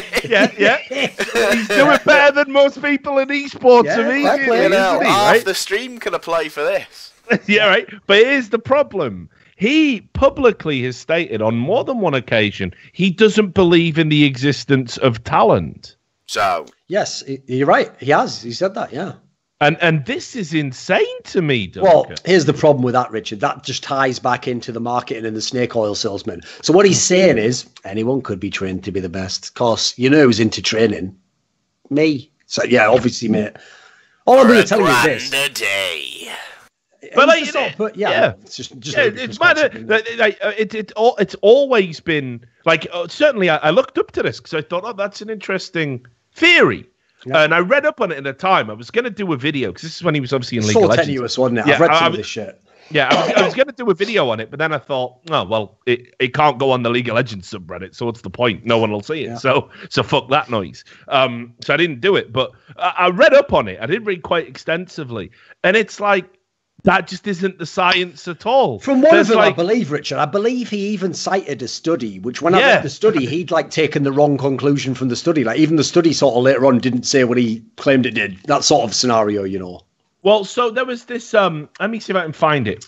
Yeah. So what was that book that came out? What was the number of hours you had to practice? It was called Outliers by Malcolm Gladwell. It was 10,000 hours to become a master. By the way, this is a great topic to open right here because everyone in the world is a pleb. Everyone's just heard stories, right? No one's investigated it. So everyone always cites this stat, Rich, as like 10,000 hours. What they don't know is, again, Malcolm Gladwell, not a sports psychologist. He is a fucking journalist who got interested in the topic, investigated it for, I don't know, let's say 2 years, I'll just guess, and then wrote a book on it and did that classic thing that people do, which is because he's a journalist, he looked for what he thought was an interesting line of reasoning and made a book out of it. It's a bit like when someone finds a study that says, you know, when we put a bit of nicotine into a rat's ball, it, you know, like it didn't get cancer as quickly as we thought it would. But then the newspaper article is nicotine will cure cancer. You know, like it's like you've sort of taken a grain of truth and just skewed it totally ridiculous. So there's probably, as a model, I think there's probably something to the 10,000 hours. Like you certainly have to obviously do a certain amount until it becomes intuitive. But even that is so misquoted, you know, as if it was like a fact, you know, as if it was some magic golden number they'd hit. Yeah, and he seemed to he like cited this as if it was like some sort of really hard scientific book, and I was like, so I went away and like read up on it, and I was like, fucking hell, this is actually like, it's like saying The Secret is hard science. It's that sort of level, yeah. It's like just some fucking disposable, pulpy, self-help nonsense. It is not hard science by any stretch of the imagination. The data samples in this are so unbelievably small and so easily disproved with anecdotal evidence that if these models were fundamentally true, then these things could not exist. So while I think like 10,000 hours to master something might be a great sort of it's a good loose sort of concept. Yeah, exactly. A loose concept that if you do, you will certainly be better at hour 10,000 than you were at hour 1. But isn't that the most fucking obvious thing to say ever? So it was really weird to me. And the reason I bring all this up is that it does seem that people are peddling like, oh, we need more sports psychology. And look, I'm not saying all sports psychology is a wash. I used to be, I've done sports coaching, right? So you learn different learning styles, how people respond, different motivational techniques depending on personality archetypes. Like, for example, just to break it down into something really simple, some people will get motivated if you give them the fucking drill sergeant treatment. If you shout at somebody and say, that's not fucking good enough, you piece of shit, I'm going to pull you off at fucking halftime if you don't raise your game. That anger will motivate them to step it up because they don't want the shame of being substitute. Yeah, this is actually why when fans try to sort of speculate on whether someone's a toxic teammate or in-game leader, some of them don't realise that not everyone's the same. There's actually some players. Funnily enough, I was like this myself earlier in my career. If I had a contentious relationship with a boss of mine, sometimes that I actually thought, fuck, I'll prove this cunt doesn't know what the fuck he's talking about. And I would actually do better work, if anything. Whereas if he'd have told me, oh, you're just brilliant, you are.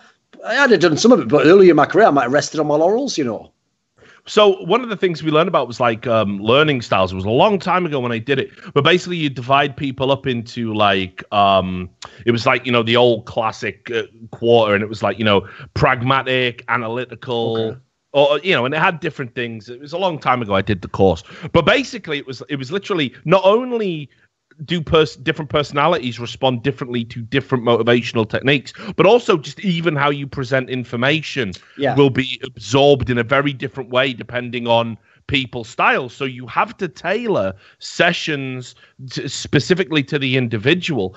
And there's so much to it that I honestly, I would welcome some elite level actual sports trainer. Is the point, right? This is the reason why the Weldon Green example always tilted me, because here's the thing.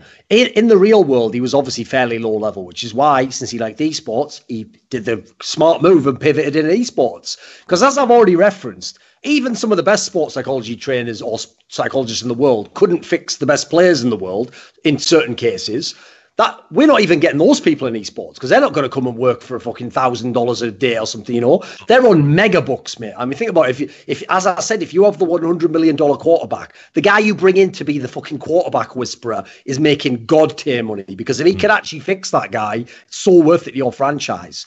So in this scenario, you're not even getting those best people. But admittedly, the best people, I could definitely see lots of different angles they could take, as you mentioned.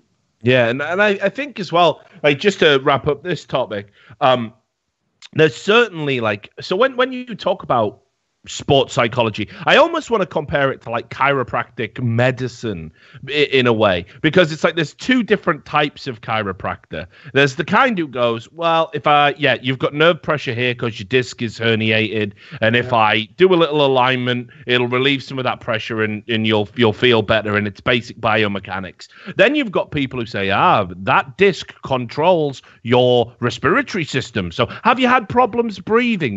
These Gonstead holistic quacks, and they do the nervoscope reading on you, and it just detects heat, and they pretend it's like a precision tool. These people are just it's quackery. It's absolute nonsense. They're trying to synthesize a science and make you believers, and what they're doing is they're hoping the placebo kicks in, and exactly, you start dancing out the fucking, but your back's still absolutely fucked. I mean, Joe Rogan's talking about this.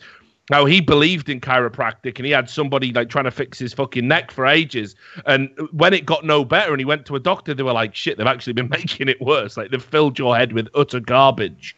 So I think, unfortunately, in esports, I see a lot of sports psychologists kind of falling into that, latter category. And I don't think we get the best and the brightest people. I'd be very interested to see what they would have to say about techniques and what they could do with players. But right now, honestly, the idea of, FaZe are playing bad, let's ascribe them as sports psychologists, I don't really know if that would make this team any better. And I don't even know if these are the kind of personality archetypes that would respond to that kind of feedback. So to me, there's also another factor I'll throw in the table here that I think actually makes esports totally different to every other sport. Is that, remember, in other sports, when people go through their career storyline, right? Let's say you are the guy we're describing, the first years, you've clearly got the talent, right? You're good at the game, regular season, but you don't win the big game. You always let them down, right? the ones who make it, who don't just do that their whole career, it might take you 10 years to complete this cycle. And then eventually, you know, I figured out what sort of a teammate I needed, and I worked on myself, and I did have a sports psychologist.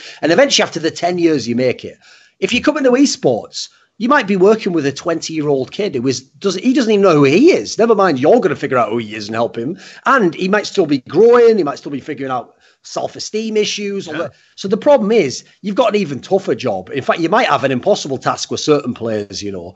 So if it's that tough and that hit and miss in the real sports world of adult 30-year-old athletes who've been doing it 10 years and had real coaching as well their whole life, there's not going to be that many cases. For me, if it ever did help Astralis or help certain players, congrats, you caught lightning in a bottle. You got the right person, the right players. Even then, it didn't work all the time for you. It would be unreasonable to think it would do, you know. It is still a game where the game can decide whether you win or lose. So it's just such a complicated topic. I agree with the idea of trying it, but it's not the end. It's the beginning of the fucking process, isn't it? Yeah, maybe it's something we can fucking get on, actually. I might see if we can use our sports connections, you know, since it's me and you have been on television. And I thought you were going to go, like, maybe we can get in on this, right? What we'll do is we'll come in, and then, since people respond differently, we'll do the good cop, bad cop. I'll go in and go, listen, Flamey, you reamed out fucking blob of fucking, I don't know, something. I don't know the name of anything. Whatever. Something from your country. A blob. A blob from your country. You are a mess. You'll never be anything in this game. You remember that time you lost that final? You were crying on stage. I wish you were still on stage right now. That's how I feel. And then I go out, and then you come in and go, oh, sorry about that. He's, you know, in the mornings, he's a bit cranky. Thing is, I've seen what you can do with the game, you know. You get your head together, you know, maybe hit the gym. He was a bit right about that, but you know, fucking. Then again, though, on the right side, you're not snacks. So as long as you're not close to your snacks, fair play. I've heard you, mate. I've heard when we talked about this last time, and you were going, oh, I'd love to be a fucking coach, me. I'd be reading them the fucking riot at me. Like, So no, we're definitely not getting in it. What I was going to say is maybe we can see if we can get like some sports psychologist's time, an actual real credible one, and just ask if they have any thoughts about esports stuff, because I'm sure there must be one out there who is aware it exists. Sadly, they all are there. They're all just going to those fucking conferences we don't go to because we actually have a job in esports and aren't 24/7 shills. Yeah, there is that. We need to start shilling more. So let's talk about the final of this tournament in Budapest. So Mouse Sports won it. Spoilers. Yes. Won it 2-1 against Virtus Pro. Talked a lot about the development of this Mouse Sports team, and it really continues to impress. Just a sort of crazy culmination. Now, yes, is this a super prestigious tournament? Definitely not. But what we've seen is this constant development of Mouse Sports, that when we start talking about the late stages of tournament play, the quarterfinals, semifinals, and final, Mouse Sports are always in there. They're always in contention. And more often than not, they're getting very deep runs. They made it to some finals. You know, they had that Face It one at the end of last year, of course, in Mexico, with the last tournament of the year. Amazing final with FaZe, which FaZe just edged them out. And I'm really liking this team. I think they're, for me, comfortably a top 5 team in Europe. Certainly on HLTV's rankings, they've got third. Yeah, I'm inclined to agree with that. You know, the HLTV rankings are a little bit hit and miss for me. Like, I definitely don't have Cloud9 its second best team in the world after FaZe. But Mouse Sports have just been brilliant, and I think the way that they've sort of developed, this is just kind of a continuation of that. You cannot sleep on this team. So what did you make of them? The funny thing is, right, so whenever I describe Mouse as the poor man's FaZe, people always took that wrong, because you know what, Rich? Not only do idiots not understand jokes, they don't understand metaphors either. They literally think poor man's means that, like, it's shit and you could only get this team if you're poor. Like, they don't even understand basic idioms, mate. So what I mean by poor man's FaZe is it's like FaZe, but just a slightly worse version, or not as the same standard. Now, that still makes for a very good team, because guess what? As we've discussed already, FaZe literally, every time they don't win a tournament, you go, what the fuck's wrong with them? That's how ridiculous that team is. It is the same with Mouse, but here's the bizarre thing. In a mad way, this shows you how bad the problems are in FaZe, because I don't think Mouse Sports has any player that's as good as their counterpart in FaZe. Like, okay, Oscar's amazing, but if you go with your counterpart in FaZe, you're going to pick the best player in FaZe. You're going to pick like Nico or something, you know. So they are like a slightly worse version across the board, but they don't have the choking problem. Yeah. So they just play. Guess what? Sometimes they lose a close game. Sometimes they win a close game. They don't seem to have any sort of thread that follows them around or any pattern that haunts them. When they play well, they can beat anyone and win. When they don't play well, yeah, you know what? Maybe they go out in the semis. That's the thing to me. Like, they've got a really nice squad. They do it by committee. Like, even though Oscar might have the MVP numbers, he definitely has games he goes missing, you know. Yeah, because his problem is he's one of those players who isn't like, you know, the thing that always amazed me about Cold Zero was he really did do like the consistency, you know. It was like every game was like 22 frags or something. Oscar's the guy where for the event he'll have the MVP numbers, but that'll be a game where he goes 35 kills and then there'll be a game where he has 9. And the problem is if it's the wrong game when he has 9, you're going to need someone else to help you in that game. And that's what they have. They have Sonny, they have Robs, they have a nice mixture of talent. And then on the other end of the equation, Chris J understands he's not going to win championships as a star player. And he is all in on the idea that he is the in-game leader. Then you look at Sticko, that's the difference between Mouse Sports and FaZe. They have a Sticko. Sticko understands, I am even a mockery in my own team. I must be a support player. That is my only job. But you know what? I can also win championships when I do that. So there's the difference to me. They're actually quite similar teams, but they have a Sticko up their arsehole. Not even going to timestamp that, mate. Good, was it? No, not even good. I'm going to let you suffer for that one. Yeah. But yeah, I really, like you say, for me, there's a lot of great stories on this team. You know, we've talked about them before. You know, I really like Sonny, which I never thought I would say. I thought when Sonny sort of moved over from Penta, I was like, oh, come the fuck on. But he looked good in Penta, but really, is he going to fucking step up and look good here? Well, of course, his pistol play is so fucking monumental. It wouldn't matter if he didn't do anything the rest of the game. Turns out he can. You've already said about Sticko, who like he's just happy to be in the team and sort of just does all the donkey work. Good attitude. Yeah, absolutely. It's what you need, right? Every team needs a Sticko, like for real. And I remember people were fucking spamming my Twitter feed when I said Sticko is an upgrade for Dennis. And they were going, no, he isn't, because he had a bit of a rough shows start. What idiots these people are, isn't it? Like, you know, no disrespect to Dennis. Like I say, I think he's a great guy, but you know, he just is a very basic player. He's a basic bitch. I didn't say that. You don't speak for me. You know, Sticko is, you know, just a lot more adept at the support role. Dennis is just a bit more, you know, sort of mediocre at everything, and doesn't specialize in a support role. So what are you going to do? Chris J, I still think he's one of the best all-round players in Europe. You know, IGL, Rifle, AWP, Scout, you fucking name it. I think he's sick. And, of course, then you got 2 genuine world star players in the form of Rops and Oscar. Oscar blew the fucking doors off this tournament again. Now, he's a weird motherfucker, like, for real. Oscar, he's one of the strangest people you ever meet, man. No, seriously, he is a fucking weird motherfucker. Like... No, I'm telling you, people don't even know. Like when we were doing the E-League documentary, right? I was helping story. You know that Road to the Boston Major, which I didn't get to voice over because I don't have as cool a voice as the dude they got. So we had this. I was like storyboarding and helping the documentary team. You know, do you want to be on this story? You want to talk to this player? You know, helping them with it all and giving them like just a bit extra. So the documentary was good. And anyway, I said, like, I warned him in advance. I was like, listen, Oscar's just a bit of a strange dude. Like, he's already been out of this team once because he's strange. He seems to be a little bit emotional, a little bit highly strung, but also just a little bit kind of antisocial to a certain degree. So, you know, I don't know what you'll get out of him if you put him on camera, but they were like, no, we'll go for it because he's a super sick player, right? He's an amazing player. So we'd love to get him on camera and get his thoughts. I bet they went out nothing, right? Mate, they went out to interview him and he just said, I can't face it. And he just wouldn't come out and talk to them. He just literally said, I am not doing this thing that I have scheduled to do. And for what, I don't know what had happened that day, but he just couldn't do it. He wouldn't do it. And they were like, oh, well, Rops, about your amazing, you know, so they didn't get the stuff for him. So it was like, I've never known what to make of this guy. Because as well, when he will have tournaments like this where he is the dominant force throughout the tournament, but he will also have tournaments where he just isn't that great at all. And you can see he's not happy with himself, doesn't look happy in the team. He is one of the most idiosyncratic players I think we have in Counter-Strike.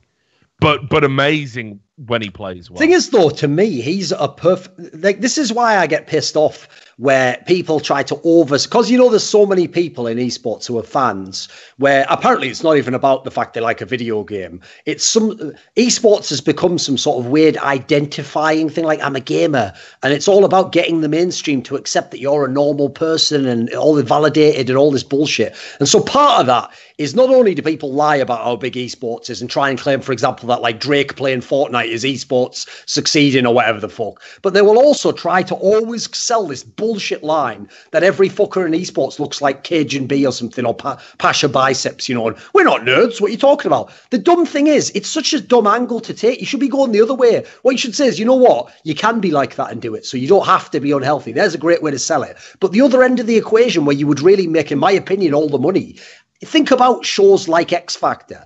They don't want to hear that you had a great life. If you tell them you had a tortured life and you know what, no one believed in you when you were growing up and you were going in foster homes, and then you found out you had talent and you developed your singing voice and now you're hoping you can turn your life around, everyone now wants you to fucking succeed. And if you turn out to be good as well, you will be a megastar. This is someone like Oscar is the sort of story you want to tell, because here's a guy who was a weird fucker. He can't talk to anyone. He's not a social guy. He doesn't even seem to really have any friends even among the pro players, but you put him inside a Counter-Strike server and he can express himself, and he is an incredibly unique player, and he has an amazing talent level, and he comes from a country where he was going to have no career, where his career was done already. I believe he was already like something like 25 when CSGO was around, and that was it. It was over for him. I think even as a family, but somehow he found his way into the right team, and then he's found a team that works for him, because obviously the Nico squad didn't work for him. Nico wasn't going to put up with that shit, and he somehow backdoored his way at the very end into a team that's winning fucking championships. That's going to be one of the best stories you could sell to the mainstream.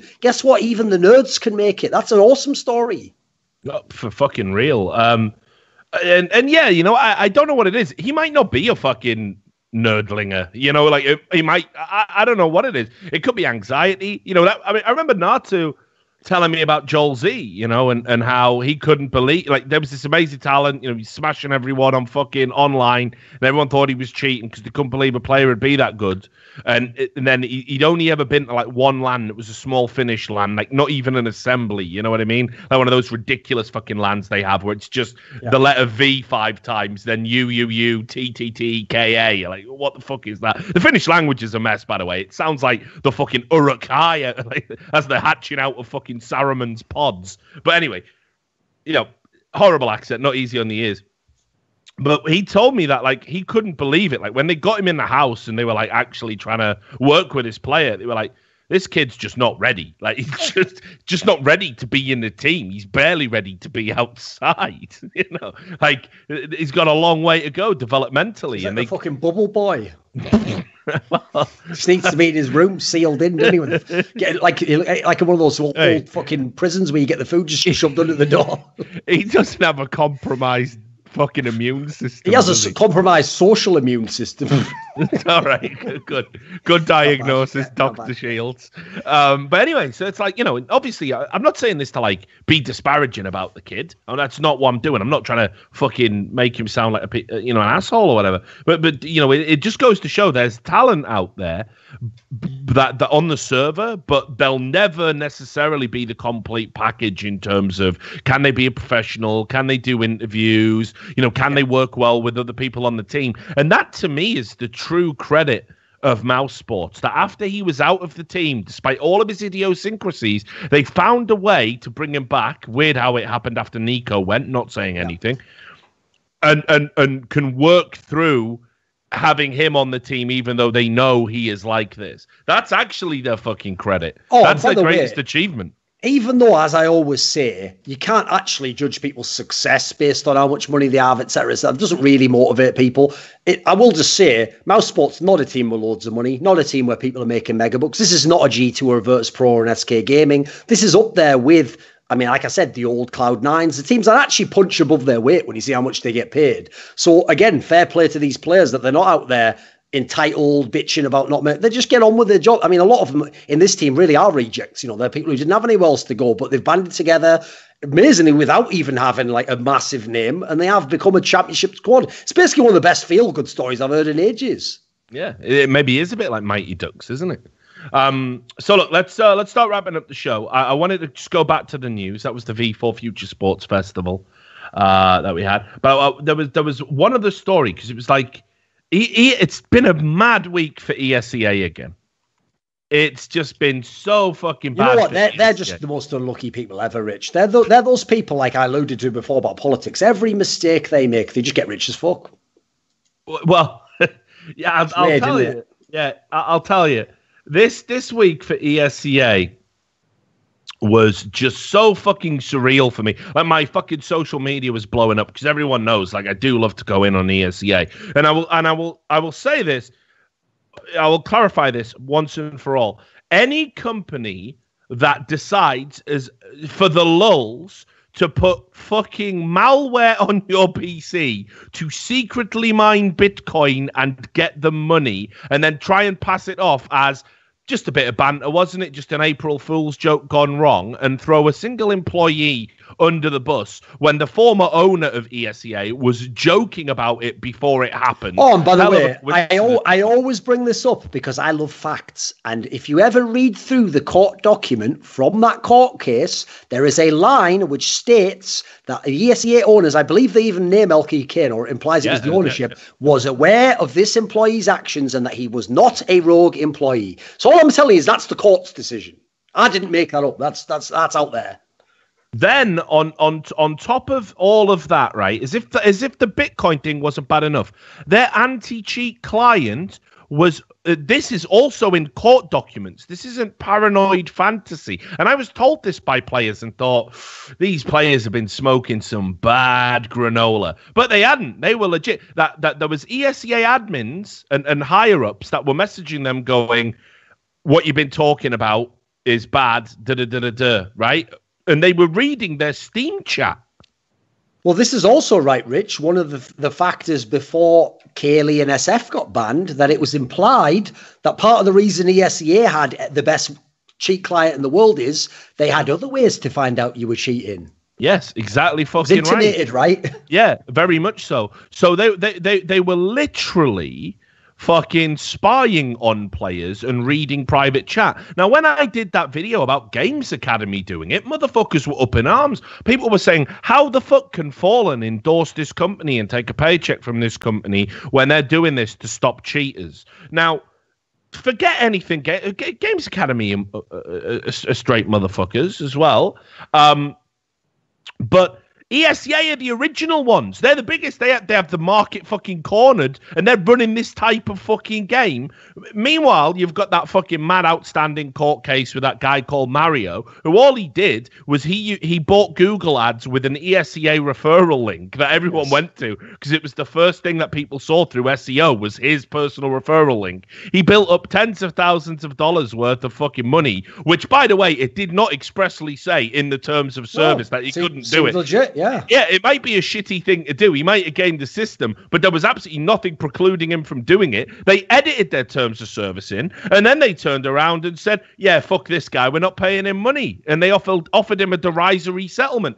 ESEA does not give a fuck about you, the consumer. It would piss on your dead bodies. It doesn't care. It is like any big company. It doesn't give a flying fuck about you. They talk about community and they like to enforce community values, but you are just money making. You are just numbers on a spreadsheet. You do not matter to them. They have systematically been trying to fuck you repeatedly, constantly down the years. And people go, yeah, but there just isn't another pugging service. Is toughing out matchmaking so fucking difficult for you that you would let this company bend you over consistently? And now, thank fuck, Faceit finally expanding into that territory. Please go and support that. It's not a personal endorsement. I got no fucking stake in either fucking organization, but I'm going to show you some stories that happened this week just to underline ESEA do not give a fuck about you, the customer. One of the stories that came out, I mean, that's on top of all of that shit. And they could say, oh, well, LP Kane's not there anymore. And sure, we did use the client to spy on people, but we're not doing that anymore, even though they've actually now made people, and pros especially, sign up to an anti-cheat that's even more invasive. And the community think this is a good thing, even though they've proven they can't wield it responsibly. But the ESEA, it was on the front page of the subreddit. And by the way, Rich, Think about this for a second. People are losing their shit. I'm deleting my Facebook. You know they have all my data information. I know. Yeah. You know when you play a video game, to make sure you're not cheating, and you know you're not cheating anyway, they can just scan everything on your PC. Yeah. It's yeah, well, how else would I play games? Yeah, exactly. Out, yeah, no, but as long as I have a cheat-free environment, I don't care that someone in an office on the other side of the world is laughing at a fucking video I sent of myself to my girlfriend when I'm jerking off. This is the sort of mad shit that's going on, and you're signing up to it because you think everyone in matchmaking cheats, which is patently unfucking true. That is your motivation for signing away all your privacy, is it? Yeah, but they do get all the cheaters, Rich. Yeah, right. It's mad, isn't it? As if there's never been a cheat that bypasses ESCA as well, by the way. And you pay money for this fucking privilege of having some cunt in an office going to be seeing this cunt's thin dick. Look how thin it is. You know what I mean? You'll beat them with that, right? So anyway, you know, just saying. But then, so this is only 3 days ago. ESCA, it was found out that they were double charging everybody. Like Just literally, everyone. Yeah. So you pay ESCA like a monthly fee. Yeah. And then what they were doing was they were just taking that fee twice a month. Derek had a double charge. Right? Yeah, Derek's had a double charge. And if you look at it, hang on, I'll give you the thread. You can bring up some of the fucking posts. People responded to it. It was going on for ages. It's been happening. Since people are saying possibly 2016, and they haven't even noticed. How do you not notice? You've got double the money you're supposed to have. I fucking noticed that, mate. It's mental. Where's your quality control? They put a statement out, of course, the classic ESCA statement. This wasn't a statement where they mocked the disabled as they did when they advertised their anti-cheat. But again, people have just forgotten that happened as well. This company can't be real, is it? It's like the fucking Trump University. I can't. That was just unreal, wasn't it? And here's our competitors. You know what I mean? Why is this real? This is an industry leader in the fucking space, ladies and gentlemen. Right, but anyway, so look, this was. I'll give you the statement, Sam, because I told you, 2018. I don't give a fuck. I just straight don't give a fuck anymore. This has got to stop. This madness has got to stop. These people cannot be just taking millions of pounds out of Counter-Strike, and this is the level of quality they put back in. This was brought to our attention several days ago, and we've been actively investigating this weird issue where we get double the money since. We immediately contacted PayPal's technical team, who we have been working closely with to identify the cause and work to remedy the issue. We have identified that this occurs when the primary payment method used for the subscription is declined. In this case, PayPal will automatically attempt to charge the payment method until it's successful. Sometimes this takes longer than the period we give all ESCA user accounts to submit a payment.